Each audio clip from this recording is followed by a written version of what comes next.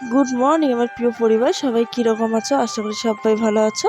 ছোট্ট একটা মিনি ব্লগে সবাইকে জানাই অনেক ভালোবাসা। তো এদিকে ঘুম থেকে উঠে পড়েছি, কাজকর্ম কমপ্লিট করে এদিকে গোলাপ টি আর দুধ চা করে নিলাম। তো মেয়ে আর আমি খাবো, তাই 2 কাপ চা করে নিলাম। আর এদিকে দেখো, খাওয়া দাওয়া করার পর আমি চলে যাচ্ছি বন্ধন দিতে। তো বন্ধুরা দেখো, প্রচণ্ড গরম আর ভিডিও করলাম আমি, তো সেই গরম হচ্ছে। তারপর বন্ধন থেকে আসার পরে আমি একটু ভিডিও করে নিচ্ছিলাম, কেন কি অনেকদিন থেকে ভিডিও করছিলাম না তাই। তো এদিকে আর আমাদের এদিকে প্রচণ্ড গরম পড়ে গেছে, আর কার কোথায় কীরকম গরম পড়েছে অবশ্যই ছোট্ট করে একটু কমেন্ট করে জানিয়ে দিও। আর আমাদের এখানে কিন্তু অনেক অনেক গরম পড়েছে। তারপর একটু রেস্ট করার পর, ভিডিও করার পর আমি ঘরগুলো গুছিয়ে নিচ্ছি, কেন কি অনেকটা বেলা হয়ে গেছে, 1টা বাজে। এদিকে দেখো অনেকগুলো জামাকাপড় জমিয়েছিল, সেগুলো আমি ভাঁজ করে নিচ্ছি।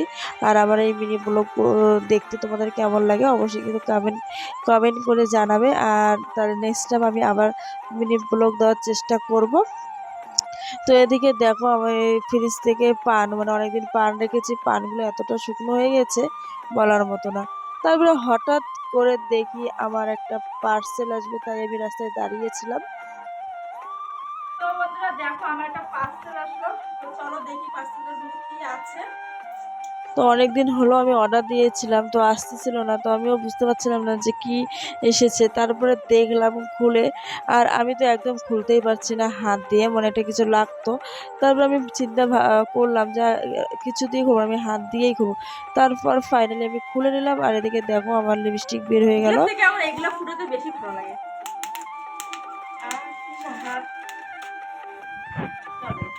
আর এদিকে আমি ভাত বসে দিয়েছি, তখন বাজে বেলা 1টা, আর প্রচণ্ড গরম পড়েছে, একদম বলার মতো না।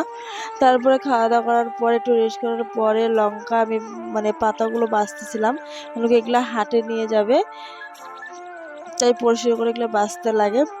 তারপর এগুলো বাছাবাছি করার পর আমি চলে গেলাম বাজার, কেন কি কালকে বিয়ে বাড়ি যাবো, কিছু কেনাকাটা করতে। তারপরে দেখো বাড়িতে এসে পরে খাওয়া দাওয়া করে নিয়েছি পাঁপড় আর হলো বড়া। তো চলো বন্ধুরা, আজকের এই ছোট্ট মিনি ব্লগটা কীরকম লাগলো অবশ্যই একটা ছোট্ট করে কমেন্ট করে জানিয়ে দাও।